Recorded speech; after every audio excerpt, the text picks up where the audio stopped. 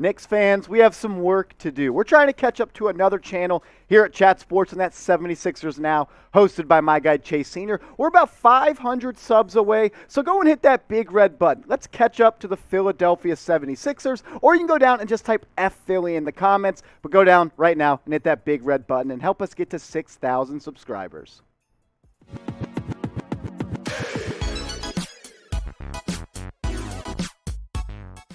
What up, Knicks fans? Welcome into New York Knicks Now by Chat Sports. I'm your host, Marshall Green. And today's show, we're going to touch on Immanuel Quickley having his first career triple-double last night versus the Orlando Magic. And Obi Toppin, he once again matches his career high and scores 20 points. Those two are absolutely cooking. But first, we got to break down this trade rumors. Shout out to Bill Simmons. He was on his podcast yesterday, and he talked about Anthony Davis and him being potentially traded away from the Los Angeles Lakers. And he brought up the New York Knicks, and I'm not really that big on Bill Simmons. He's a big Boston guy, so F Bill, F Boston. But this is what he had to say on the podcast about the Knicks trading for Anthony Davis. He said, I think the Knicks would overpay for Anthony Davis. I think the Knicks are ready to dive in this summer. The thing is, Bill Simmons, I just don't see an Anthony Davis trade happening. If anything I've learned from covering the NFL and the NBA is you never say never, but the idea of trading for Anthony Davis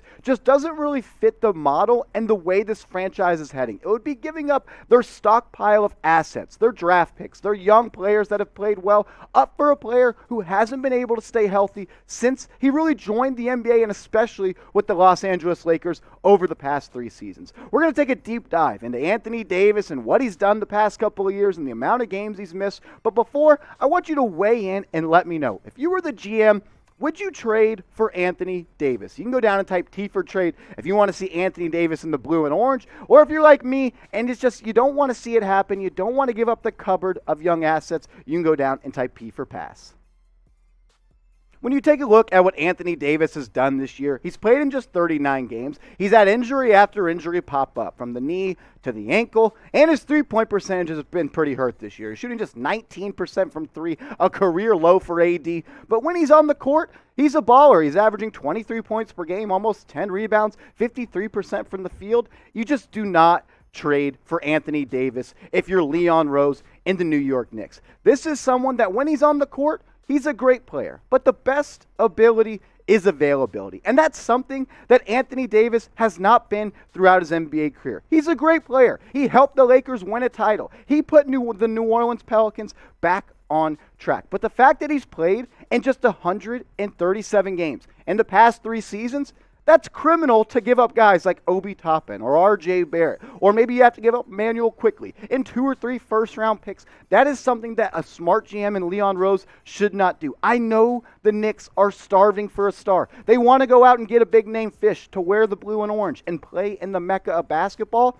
But never say never, but I'm good. I do not want Anthony Davis on the New York Knicks. I know before he was traded to the Los Angeles Lakers, he had a list of 2 teams he wanted to play for. And it was the Knicks and it was the Lakers. And I love that. I love when stars want to play for the New York Knicks. But I just don't want that to happen. I don't want to give up Immanuel Quickley. I don't want to give up Obi Toppin. I don't want to have to give up other players on this roster to bring in someone that hasn't been able to stay healthy throughout their NBA career. He has only played in more than 70 games 2 times in his NBA career. It's the ankle, it's the knee, it's the shoulder, it's the back. He's almost 29 years old. He's approaching 30. So he's on the backside of his career, and the injuries are starting to pop up. But pick one for me. If you can only have one on the roster, I assume an Anthony Davis trade would include Julius Randle so you could match the salary. So if you can only have one on the roster next year, would you want it to be Anthony Davis? You can go down and type AD. Or if you think Julius Randle would be a better fit for the Knicks and coming back next year after everything that's happened this year,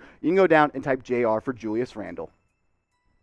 One thing you're not going to want to pass up on is our awesome sportsbook partner, BetUS. Shout out to them. When you go to chatsports.com/bet and you plug in the promo code chat125, deposit $100 and they will match that with a 125% deposit bonus. So you'll have 2 125 big ones in your account to bet with. You can bet on the men's basketball national championship tonight, or you can bet on the rest of the Knicks games. The NBA playoffs are just around the corner. There are a lot of stuff to lay some money on. The MLB is getting going. So do it with our proud sportsbook partner, BetUS. Two-step process, chatsports.com/bet, and make sure you plug in the promo code CHAT125.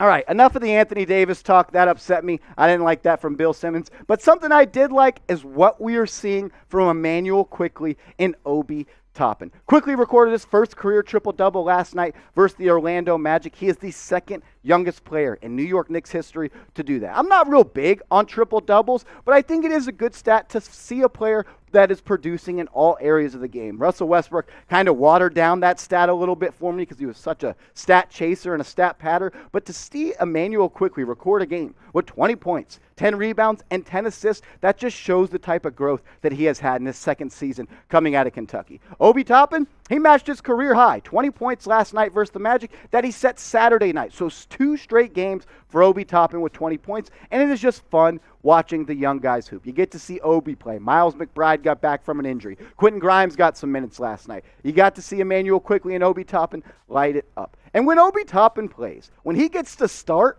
the dude produces. It's just science. Obi plays, Obi produces. 15 points in 7 games started this season. 7.2 rebounds, shooting above 55% from the three. Just the sore eyes still from three-point land. Just shooting 28% from deep. If Obi Toppin is ever able to get that three-point percentage up to 33%, 34%. I'm not asking him to be a knockdown guy, but if he can just be average from the three-point line, I really believe that Obi Toppin's ceiling is extremely high. When he gets minutes, he produces. It's simple as that. It's taken way too long for Tom Thibodeau to insert Obi Toppin. Not necessarily into the starting lineup because he's there because Julius Randle is hurt, but for him to get 25 minutes per night. Because when he does, he produces. You don't have to draw up plays for him. He gets points off backdoor cuts. He gets out in the open court and runs. He gets easy dunks. He gets rebounds. He pushes the pace, and his energy on defense is something that I love. He's not the best on-ball defender, but he gives every single ounce of effort he has in his body. He's long enough to,